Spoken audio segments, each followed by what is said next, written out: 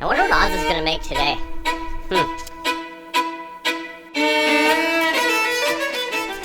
Let's see. I bet it's something strange, you know? Probably Greenlandic Sudanese pudding or something. Hey Ace, how you doing? Hey Doggo? Hey Doggo?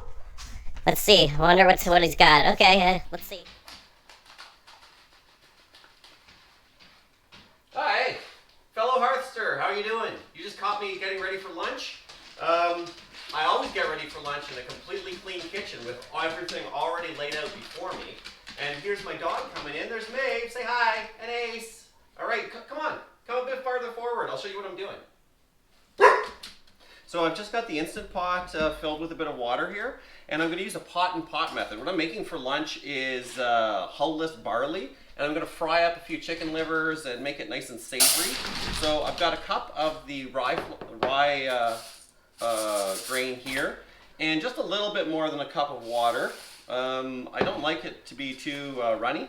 I've also got a bunch of thyme here. I'm going to take that out afterwards, make it a little bit more savory, and a little bit of smoked salt.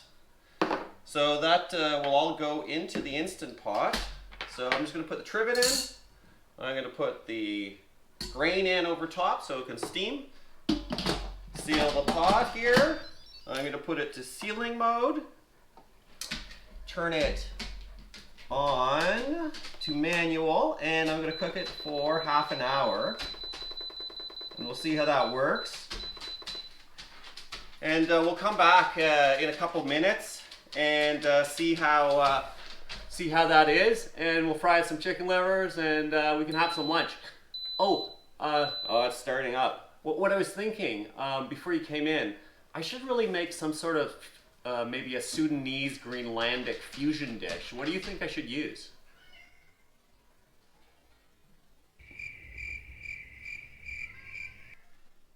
So if we go for Sudan, then they have a fermented meat tradition.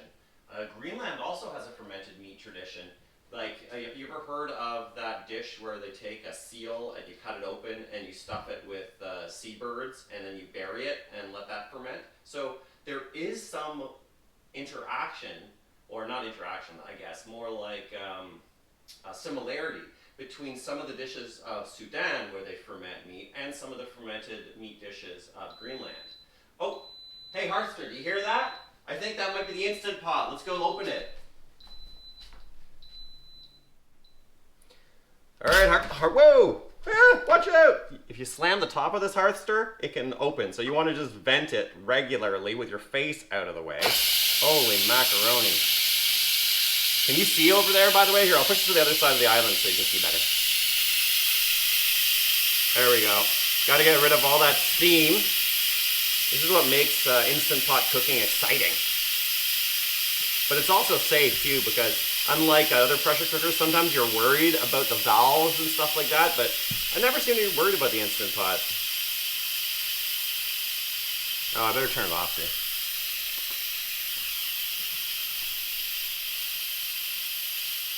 This is what we're doing here is called a quick release, or QR in Instant Pot lingo.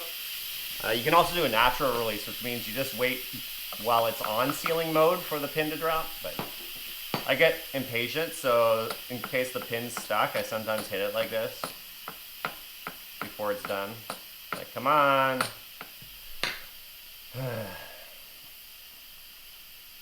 Waiting for the pin, waiting for the pin.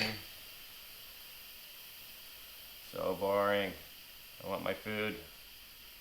Now, the reason that we didn't cook the livers yet is because I want to make sure that this is thick enough, so we might need a little bit more cooking time or stir it or something.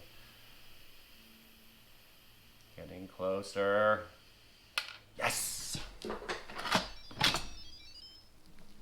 And see, I almost never use this thing, but there's a thing at the side to do that. Oh, you can smell the thyme. Extra now. Okay, take this out. Let's see how the tooth of this is, as they say.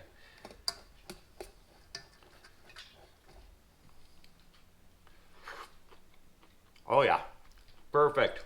It's got this like crunch, it has this herbal taste, perfectly seasoned. All right, that's good. I'm just gonna leave it in that to cool down a bit, and then I'm gonna drain that. So, hey, come on over to the stove. You can stand, hang out, maybe have a drink while I cook those livers off, okay? Hey Oz, thanks a lot for the cup of tea. It's quite good. Alright. Hey man, you should get over here. I think the butter that you put in the pan's starting to sizzle up. Yeah, I'll be there in just a sec.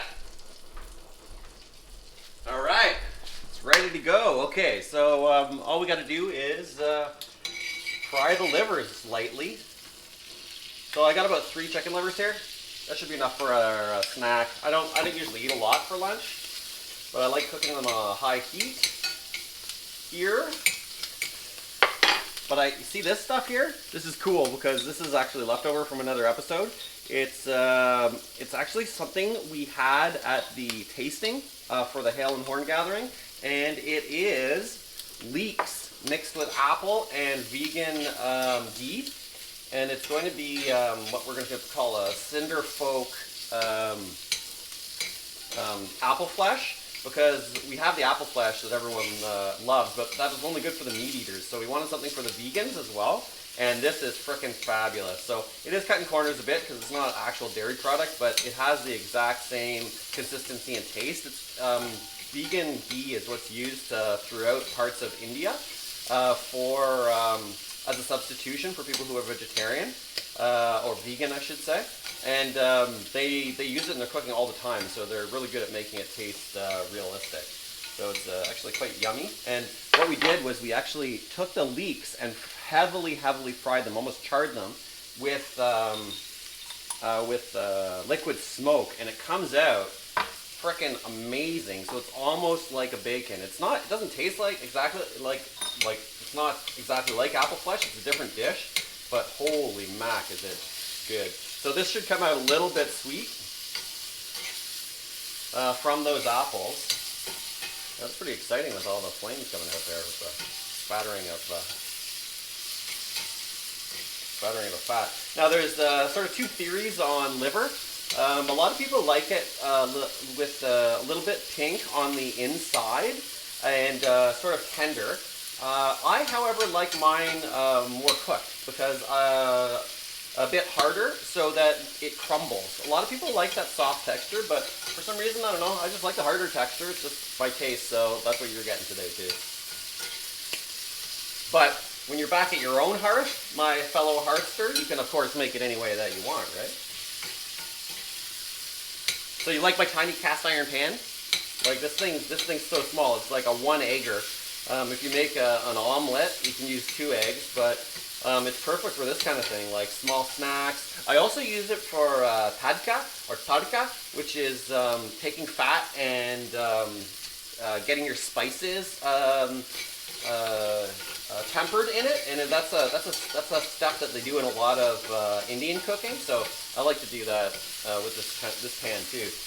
Traditionally in India they do that with a deeper pan, but I find it works way better in a little tiny fry pan. Okay, that looks good for my liking. I'll just turn off the heat,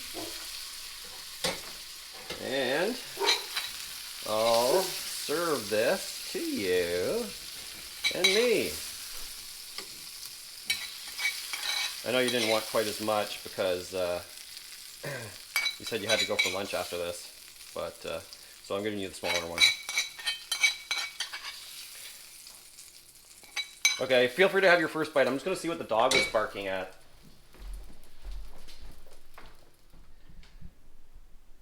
Okay, it was just someone delivering a package or something. So let's start eating then.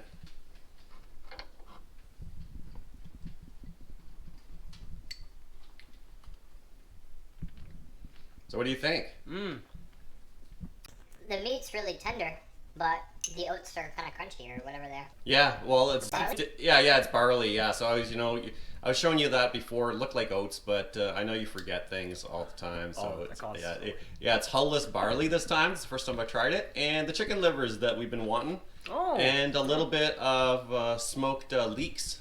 So yeah, It's really nice. It tastes like the smoke really comes out. Yeah, and the flavor, and the combination of textures was actually really good too. Great. I'm totally gonna go for some of this then.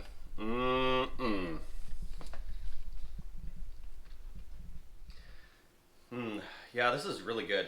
Like you said, it's kind of salty. I put some Hawaiian black salt on it. I just like liver with lots of salt. The chewiness, so good. Anyways, well, hey, fellow Hearthster, thanks for stopping by, and may the people at your hearth be ever hale and hearty. Until next episode. That's it. I like it.